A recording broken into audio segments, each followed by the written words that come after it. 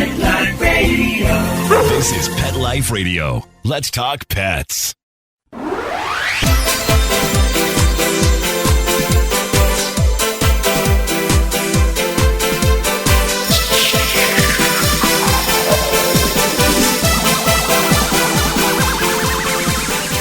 Hello, you're listening to Animal Party on Pet Life Radio. And you should bring your dog, but stick it on a leash because today the cats are running free in the studio. They're rubbing up against our legs and they're scratching on the furniture and they're turning around to look at your dogs to say, are you going to chase me? I don't think so. Because today we've got Dusty Rainbow, my favorite cat wrangler. Welcome to the show, Dusty. Well, thank you. You know what they say, cats be crazy. And so I guess we're going to get a little crazy today, aren't we? There you go. I think cats are actually misunderstood more than crazy. But we can talk. I think you were right. Yes. And you know what? I was thinking of you the other day. Well, I think of you often. But the other day, I had this person. I was at the vet with a dog, picking it up from whatever it needed doing, one of my customers. And this person was talking to me about their terrible cat and how my cat hates everything and my cat this and my cat that. And every suggestion I was like, oh, your two cats don't get along. How many litter boxes do you have? And he said, 1. And I said, well, you might want to get another one. Oh, no, that won't work. And it was literally everything he came up with as a problem. I gave him a recommendation and he told me it wouldn't work without trying it. And I thought, this must be Dusty's life. Is this your life? Is this what goes on with you? It is totally my life. When I was working on my book about Cat Scene Investigator about inappropriate elimination, I was which means she's talking about the bathroom, guys. I'm talking about the bathroom. I'm talking about the litter box that Deb was just talking about. And there was one lady, I don't know why cat people want to think their cats are being bad. But this is a lady that was running an adopt-a-pet. This is a compassionate, loving person. She loves animals. She loves her cats. And she said, oh, well, can you tell me why my cat is suddenly too uppity to squat in the litter box? Uppity. Yeah, uppity. That's the word. Uppity. Oh, come on. Cats are definitely up. And to me, I homed in on the word suddenly because suddenly. The past, any new behavior, any change in behavior is a sign that there's something physically going on with this cat. And I said, well, from what you've said, I think it's time to take your cat to the vet because it sounds like he may have arthritis. And by the way, the cat was 8 years old. Oh, no. Could have blocked urine, could have, there's all kinds of things that could make the cat not happy all of a sudden to use the litter box that are physical, medical, and easy to fix, He was using the litter box. He just wasn't squatting. And, okay. Mm-hmm. So, I said, well, you really need to take him to the vet. Oh, no, he doesn't have arthritis. Well, why do you think he doesn't have arthritis? Oh, well, he can jump on the counter. And so now she was in her 60s, or probably early 60s. The cat was 8, 9 years old. So they're approximately the same age and kitty years. And I said, well, it dawns on me that it just takes a second to jump on the counter, but to go to the bathroom, it takes, 20, 30 seconds, maybe 60 seconds. Of a deep squat, which is a different kind of muscle, too, right? I've got an idea. Why don't you assume a squat for 60 seconds and let's see how well you do? Well, she refused to do it, but it was the only way I could convince her that her cat wasn't too uppity. She was convinced the cat was doing this on purpose, and that just drives me nuts. Well, yeah, I used to find this with children. When my kids were little, you'd run into these moms that were so delighted to tell you how much of a struggle they were enduring with this child of theirs because this child had so many issues, medical, behavioral, whatever. But it was like they were just dying to come up to you, and it's like they wanted a badge because their kid can't have gluten or their kid, is, and they had all these special names for it. And oftentimes it just seemed like something the person was invested in, Even if the kid did have this issue, the person was very connected and attached to never really moving along, and Absolutely. I think that sometimes happens with animals. But I want to make sure before we get off on all kinds of cat topics. I have so many to ask you about, honestly. I sent you a picture of a mug I saw, the Crazy Cat Lady Starter Kit. I hope you saw it. It's just I a bunch. did not see that, but tell me, because we're going to post our listeners need to hear about it. It's just a mug that you could buy to drink coffee in. But on the mug, there's a picture, and it says Crazy Cat Lady Starter Kit. And it's a picture of 4 kittens in a basket. And that's really, that's really all it takes. So spay and neuter your cats. Let's start with that. It goes really quick.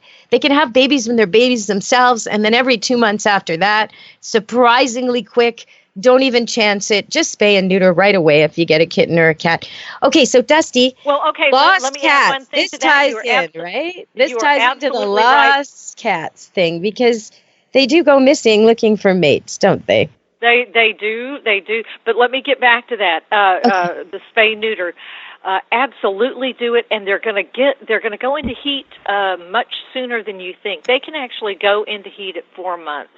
So, if your vet says they can't do it until they're 6 months, that is not, that is old wisdom. And it's old not information. very wise anyway. And at 2 months, that's when you get your kitten. That's when they're weaned. So you've only had it like a month or two, and it's time. You may as well just do it right when you get your kitten because it's not used to your house yet. It's not used to freedom yet. It's smaller. It's easier to confine it with the little cone collar and all that jazz till the surgery stitches are removed, right? It's just a little bit easier. Well, and the other thing is, if you get them spayed or neutered before the body starts introducing hormones, they're going to be much, much healthier later in life.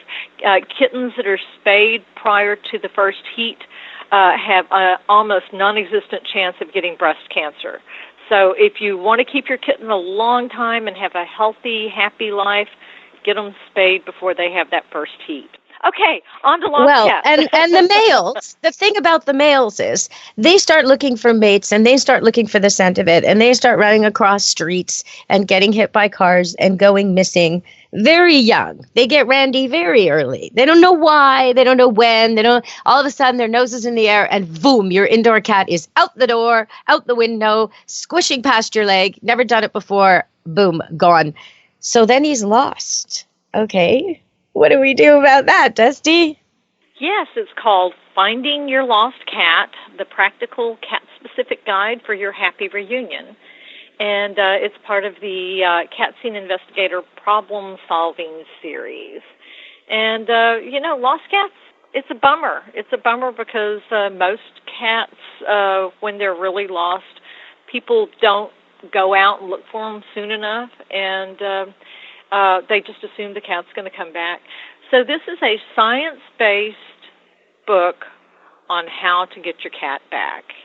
And there is a section in there on prevention, and one of the first things I say about prevention is get your cat spayed and neutered and get them microchipped.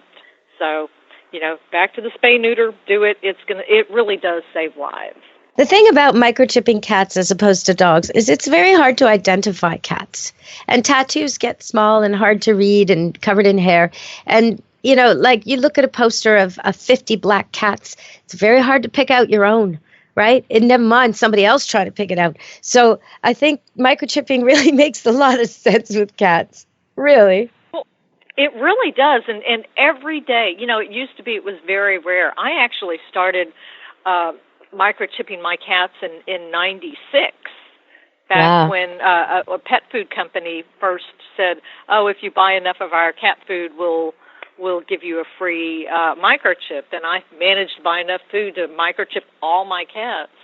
And I've been a believer ever since. But back then, you occasionally heard about a dog that would be saved by a microchip, but almost never a cat. And now, thank goodness, every day you hear about a cat that was located 1,500 miles away from home. And you go, how did they do that? Did they get inside an engine? Did they get inside a moving box? Right. So jumped in a car, something like that. Yeah. It's the only way to, and there are some steps. You also have to make sure that when you've had it done, you register the chip. You have to go to the database company and make sure your information is there. And then anytime you change your email address, anytime you change your phone number, you move, whatever, your place where you work, you need to contact that company and make sure the information is updated.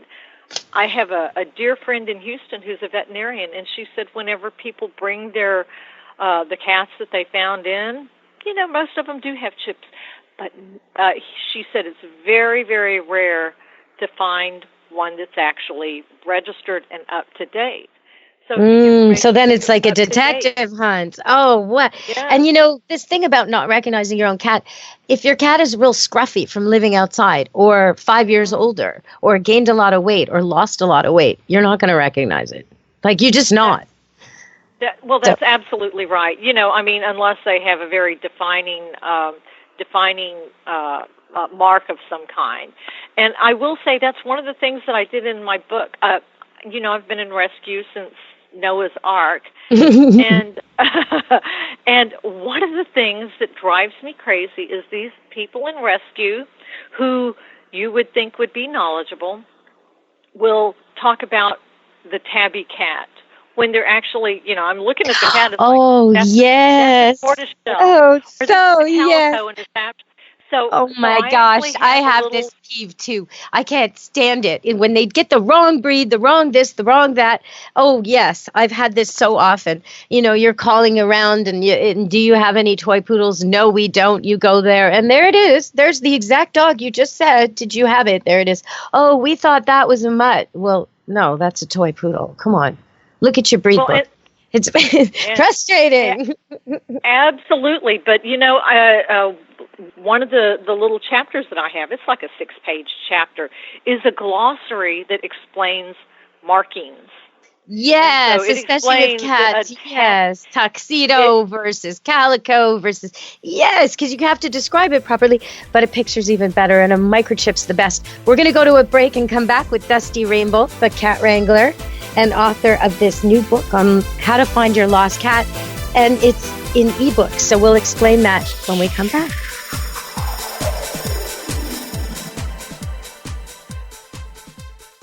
DINOVITE.com.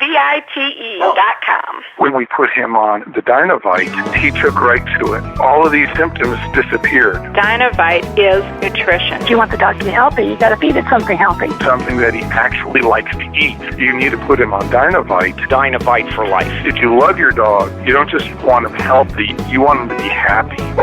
You won't believe how happy your dog will be. DINOVITE.com.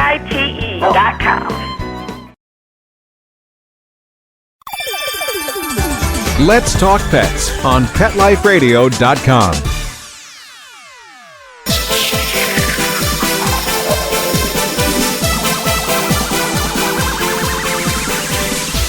Hello! You're listening to Animal Party on Pet Life Radio.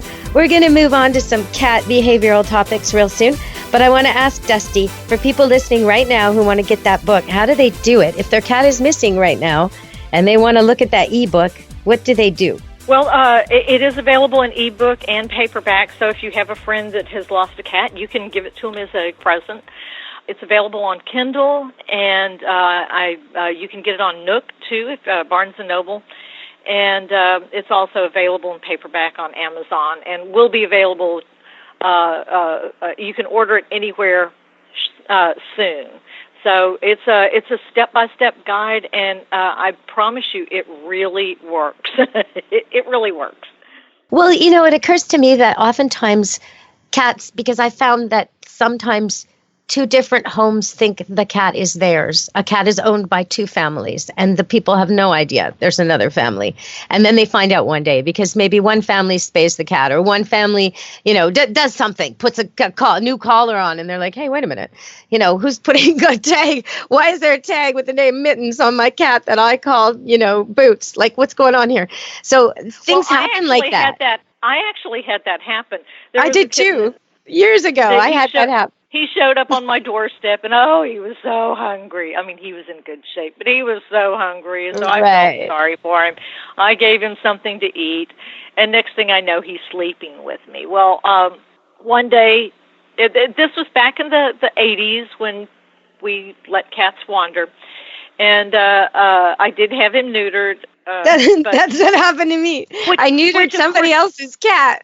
I did. I absolutely me did. too. And they thanked me for it, thank God. But he showed up, and he smelled like flea powder. Now, again, this is back in the 80s where we didn't have the wonderful spot-ons. Right. You smell like flea powder, you little two-timer. So I bought a collar and one of those little barrel tags and said, I think I stole your cat. And my phone number, and she called me, and she said, yeah, I saw him in your yard, and it's okay, you can have him. And anyway, I'm sure he continued to two-time me, but yes, it really happened, and it was very funny. So ID and microchip, very, very important. Yeah, totally. I have an email from someone who knew you were coming on the show, and they wanted me to ask you something, which, normally I would ask a vet, but she says she's already taken the cat to the vet, and they've done everything. They've done, scraped and looked at the skin and checked for fleas and checked for mites and checked for staph and yeast and blah, blah, blah, whole blood workup. They cannot find anything wrong with this cat. And the vet is recommending some kind, she doesn't name it. I don't know if Apoquel is for cats. I know it is for dogs. It's a new medicine for anti-itching. But she says they're recommending some very expensive anti-itching medicine as well as possibly a behavioral med because they think the cat has OCD. Then what the cat is doing is picking, just grooming itself excessively to the point where it's bald in patches. Well, where are we grooming? What area of the body? Everywhere it can reach. Basically, it's got hair on its head and its chest, and it has some hair on the body. I've seen pictures, but it's got big bald spots all on the rump and the underside. The legs are fine. The head is fine. It looks just like a normal domestic short-haired tabby to me. But if I didn't know better, I would say, oh, flea allergy, get that cat on flea meds. But they say that's not the case, and they have its sibling, kept in all the same circumstances, fed the same, everything, and it has no problems. They are on a preventative flea med, according to this email. They are with the vet, so they've done everything that the vet could throw at it. They even, they were talking about steroids and anti-itch meds and OCD meds, and they just keep hoping there's something to, if it was a dog, I'd be suggesting distraction, more exercise, a big giant bone to chew that's irresistible, so they're not picking at themselves. Maybe a cone collar when you can't watch them. But I don't know what to do with a cat like that. What do you do with a cat like that? Well, first, let me say that had they not taken the cat to the vet, it definitely take the cat to the vet. A lot of times, especially if you're doing, if it's the joints or such, it's not OCD. It could be arthritis, because cats don't show signs of arthritis like dogs do. And so, anyway, that would be a possibility. This sounds like it's not that. I think it's pretty young. She keeps calling it a kitten, but it's not a kitten. It's a cat. But I think it's pretty young. It's funny how people are, right? Oh, my puppy, and then you find out it's 11. No, that's right. Not a exactly. But there are. It could be OCD. If it's the belly, then it could be that we have some digestive problems that are so far undiagnosed. If this is the whole back end, normally I would think fleas because it's the whole rump area is the real hairless part. But she says there are no fleas. Well, okay. Another thought is, and I don't, I would think the vet would have looked into this. But, have we checked the anal glands? The anal glands could be impacted or painful or whatever. So that is, and vets are really good, but I like to go in there with a checklist and say, did you do this? And so, I would call the vet and make sure that the anal glands were examined and that we don't have any constipation or anything like that, internal parasites. Any kind of discomfort could cause them to want to do that. So would it be smart if people are listening? I mean, how often do you deworm cats? I deworm puppies a lot, every 2 weeks with Strongent. How often do you deworm cats? Well, okay, if you are using a monthly preventive like Advantage Multi or Revolution, then the cat should be, that worms the cats for everything except for tapeworms. Mm-hmm. And so, every month, if you were doing that, you were worming the cat. I would say that, if you are not using the monthly preventative, then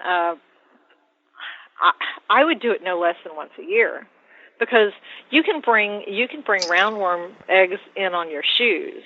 If you have plants, there have been studies that showed that the dirt you buy for planting inside plants, they have roundworm eggs. Oh, that's gross. I hate that idea. That's awful. So even if you're, even if you think that your animal is hermetically sealed, it's probably not. But okay.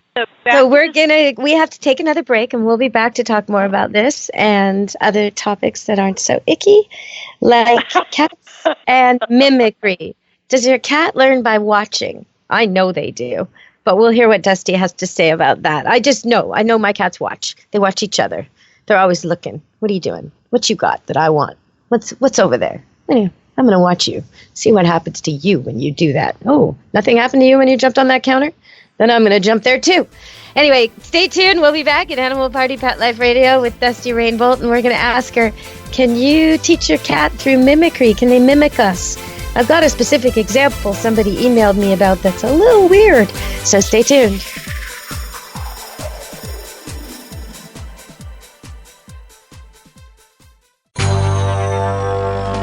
It's DesignerPetSweaters.com. Hand-knitted designer sweaters for your precious pup or cool cat. Beautiful couture patterns for your pets, including custom-knitted formal wear, casual wear, yachting, and even sports-themed. Many designer pet sweaters include feathered tammy hats, top hats, and a lot of sparkle. Each sweater includes leg loops, front paw sleeves, and leash opening. Visit DesignerPetSweaters.com to order your four-legged fashions today. Your pets will stay warm for the winter and be runway ready. Large or small, we fit them all. DesignerPetSweaters.com. Let's talk pets. Let's talk pets On Pet Life Radio. Pet Life Radio. PetLifeRadio.com.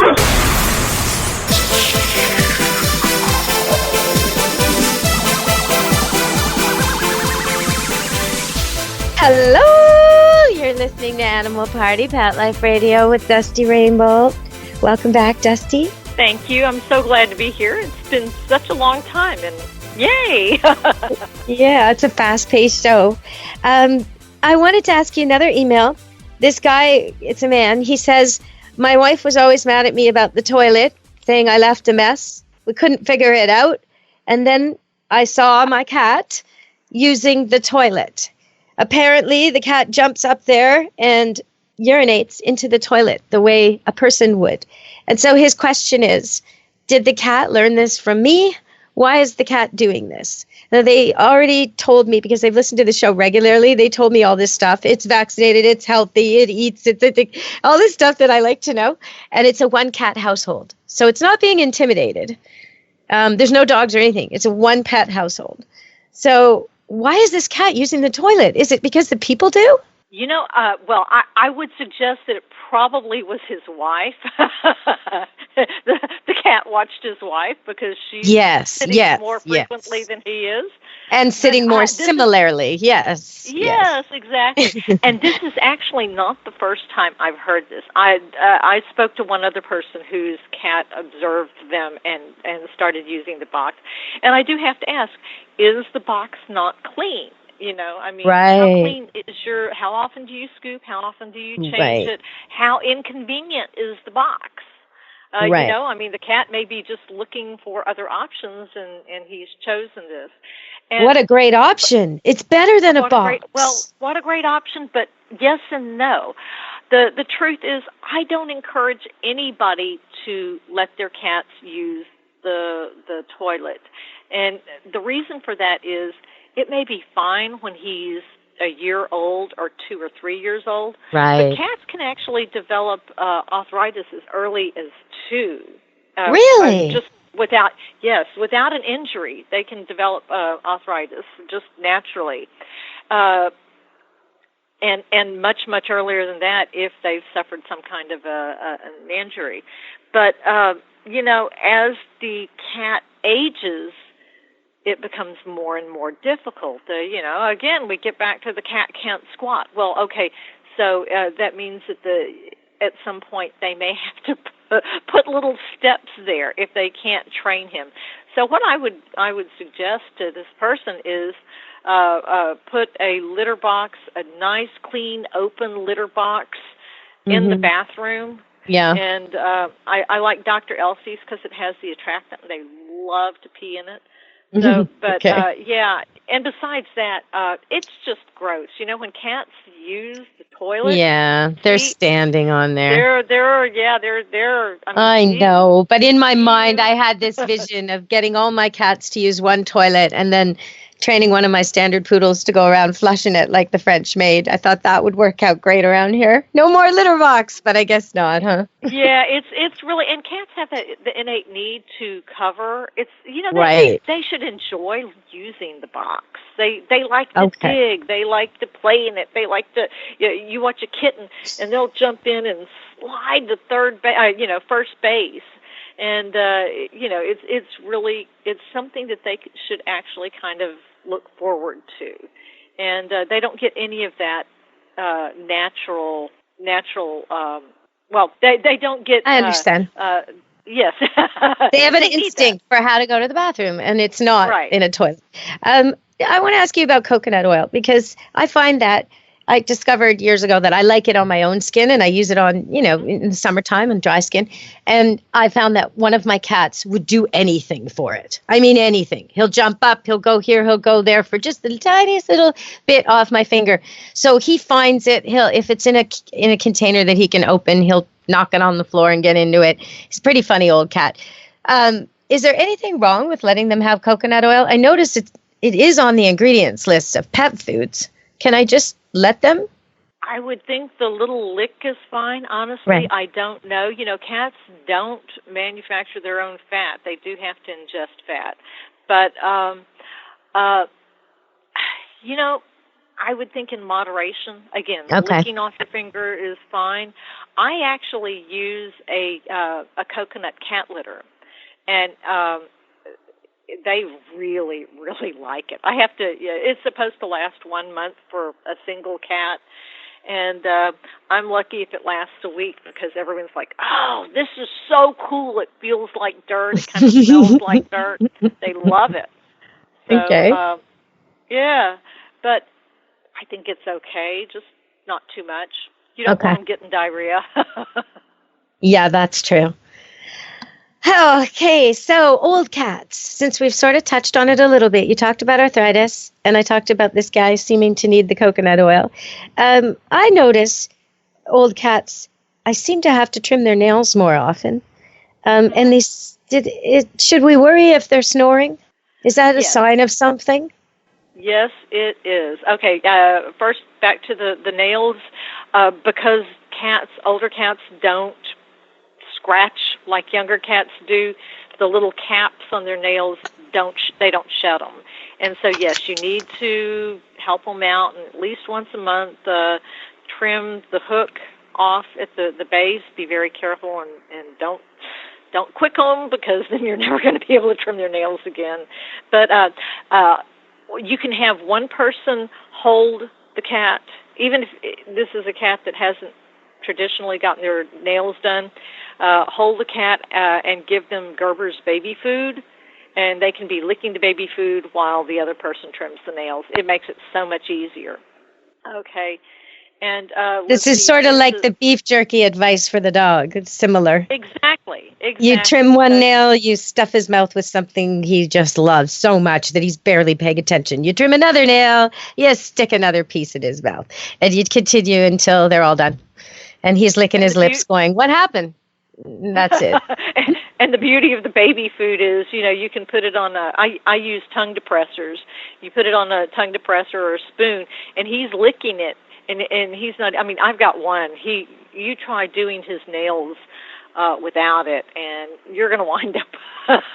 Yeah, you're going to look like you've been slashed, I can imagine. Yes. Yep, slash or movie. And if you use the baby food, he doesn't even notice. There's no hissing. There's no fighting. It's fabulous. So that's the way to go. And okay, so we talked a little bit about people who don't know their breeds, and sometimes they're even in rescue. I used to be often find myself taking dogs to auditions, and I would be asked for a Doberman, but they actually wanted a Rottweiler, or I'd be asked for a Terrier, but they wanted a Cockapoo.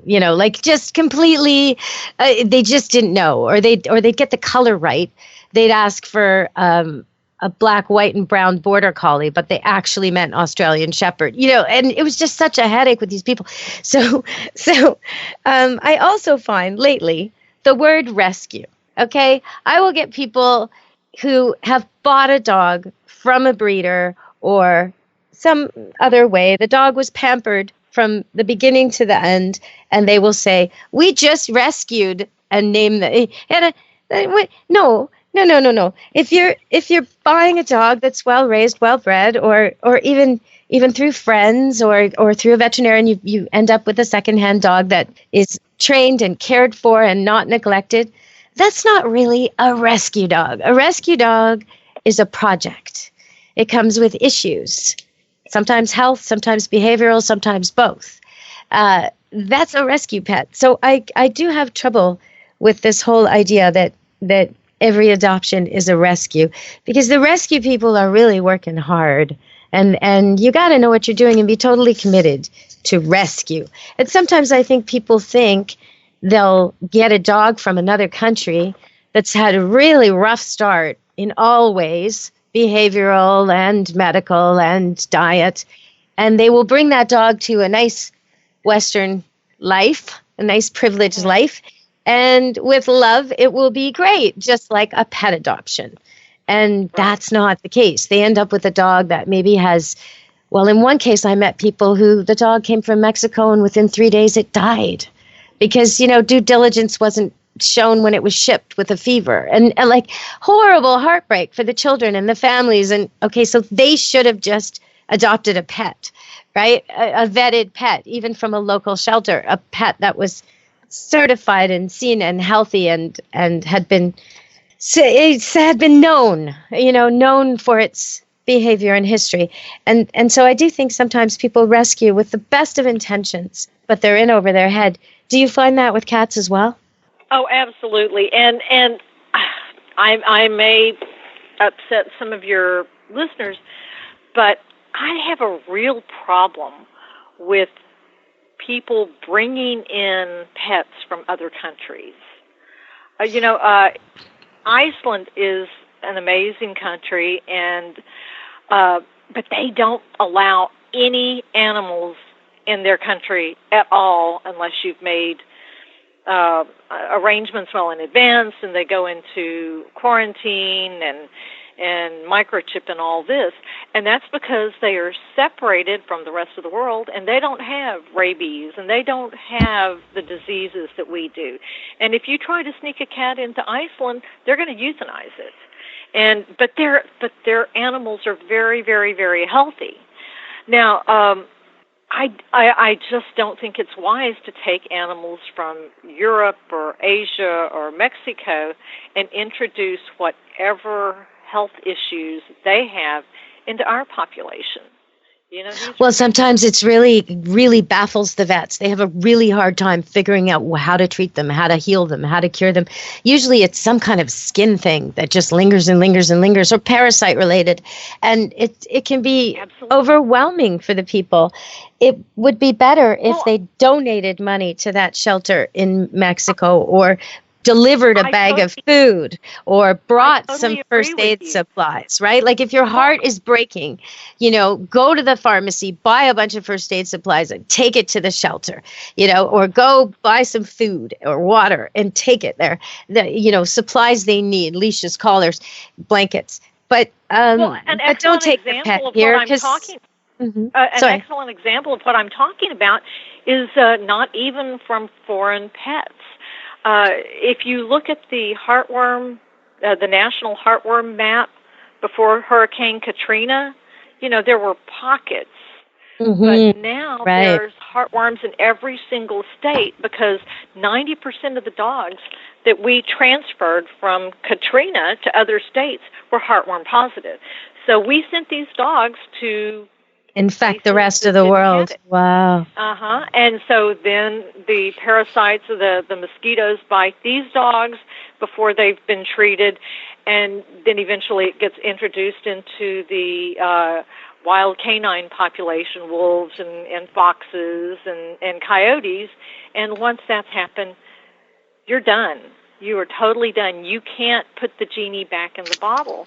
And so here, all these states that didn't have it now have heartworms because we transferred all those Katrina dogs.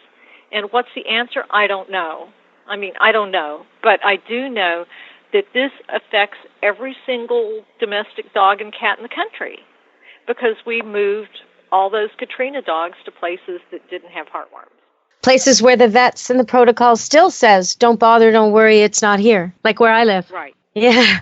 Oh, wow. But it's everywhere, because, even if you're in a desert area like, say, Phoenix, you still have people who water their lawns. You still have bird baths. You still have golf courses with the ponds. You've got, mosquitoes are everywhere. Right. And, so part of me goes, oh, yes, that's wonderful. And part of me goes, oh, what are you people thinking? The other thing about this itchy, scratchy cat that we got that email about, I keep wondering, is if I had a dog that was similar and someone was asking me about it, the first thing I would say to them is bathe it. It could have an allergy to something because usually dogs swim and run around in grass and mud and other dogs, etc. So I would be telling them for the first week, bathe it every day. For the second week, bathe it every other day. For the third week, bathe it every third day. The fourth week, bathe it twice a week. Get a good, antiseptic shampoo, real mild, like Hibitane, like some kind of, vet type of hospital type that you get at a drugstore, and lather it all up. Like rinse the dog first, lather it all up, leave it 10 minutes, then rinse it all off, dry it all off, repeat next day, right? Okay. You can't do that with a cat, can you? Cats don't like the bath. What are we going to do about that? You can't bathe this cat, can you? Well, the vet has already said that there's nothing there. Right. Okay. So I would be willing to go a different route. One easy way to perhaps do a fix is let's change him to a hypoallergenic food. Okay. And see how he responds. I had a poor cat. Oh, God bless him. He's similar to what you're talking about. The vet did diagnose him with OCD because he was obsessed with this one place in his tail. And when he was a kitten, he did have ringworm on that place. So I don't know what happened, but he would bite it, and there were times when he bit it so badly that I actually had to apply pressure to to stop the bleeding vein. Yes. Oh my gosh! That's terrible. Bleeding. Yes. So anyway, and he wound up breaking it in 3 different places, and finally I said, just amputate it. There's obviously a problem with his nerve, just amputate it. We argued about that a lot because he said, well, we could create other problems if we amputate. Well, because it is part of the spine. I understand that. It's not just like, an accessory. But if it's causing... In this particular case, absolutely. we amputated. He was so much happier. However, later on, he did develop food allergies where he was itchy in other places. And we fought that, steroids and such. Finally, we switched his food to a hypoallergenic diet, and it went away. So, that would be a pretty easy fix. Let's just change him to a hypoallergenic diet, see if he's responding. Now, I've had really good luck with that at the kennel. Sometimes I get dogs coming in to Camp Good Dog. That's, it's a boarding kennel. We do breeding and training as well, but it's primarily a boarding kennel. And sometimes a dog will come in, it'll be so afflicted. And I will say to the people, would you like me to try a hypoallergenic food while he's here? And sometimes they'll say yes. And I'll use Royal Canin hypoallergenic. And it's yams are in it. And I think the protein is duck. They love it. They go crazy for it, and it does seem to make a big, big difference. So I think hypoallergenic food makes sense. It really does. And then if that doesn't work, then some of the things you were talking about with the dogs, it could be stress-related. Because stress. Now, in cats, there is something called feline interstitial or idiopathic cystitis. It's a swelling, an inflammation of the bladder with no known cause. It causes inappropriate elimination. And the latest research shows that it's brought on by stress. It comes and goes, but it's also a systemic disease. And what happens is these poor cats, it's not just the bladder that's affected. There are other organ systems. I mean, it could be digestive. It could be the skin. So, and how do you treat that? You treat idiopathic cystitis by playing with your cat, by environmental enrichment, by making them run, exercising them. And so get a toy out, play with them. Years ago, you explained it. You said the cats don't want you to just throw the ball and walk away. They want a prey mate. They want you to be their prey. So I totally get that. They don't want a play mate. They want a prey mate. That's exactly right. That's exactly right. Got it right then. So, okay, so you know what? We're running out of time. I want to make sure people know about your book. Can you tell them one more time the title and where they can get it? Sure. Okay. They can get my book. It's called Finding Your Lost Cat. Let's see. Finding Your Lost Cat, the feline-specific guide to your happy reunion. And it's available on Amazon. Most people that need it right now, so you can get it on Kindle and Nook. But if you want to order the physical book and give it to somebody, it is available in trade paperback. And I've had situation over the years. I live on a farm, as you know, but the listeners might not. It's 5 acres. It's fenced. The dogs patrol, so coyotes don't tend to come here or anything like that. And the cats do have outside access, and I hope they'll stay within the fences. Of course, that doesn't happen. They love to climb fences, sit on the tops, and go to the other side. But I have had occasion, like when I first built the kennel in the year 2000, all the renovations and the backhoe machines and stuff spooked one of my cats. Orca was her name, and she left. But she didn't go far. She was in my neighbor's shed the whole time. And I think a lot of times the missing cat, you think, okay, well, if she doesn't want to come home, why force her? Oh, well, actually, I ended up setting up. She does want to come home. She does. I ended up, after months of her being missing, I figured out where she was, and I ended up setting up, a live trap, and I caught her, and I carried her into the house, and I thought she was going to be crazy cat. She'd been living on her own all this time. Opened up, and she wouldn't come to me. I would see her out there, and I would call her. No, not a chance. She'd run. Live trapped her, brought her in the house. The moment she was back where she knew where she was, old cat came out, rubbing like she'd never left. So don't give up on your lost cat, right, Dusty? Exactly. And the truth is, if I have like 1 minute, there was to let you know what your cat is thinking. Back in the first Gulf War, there was a pilot shot down. His name was Captain Scott O'Grady.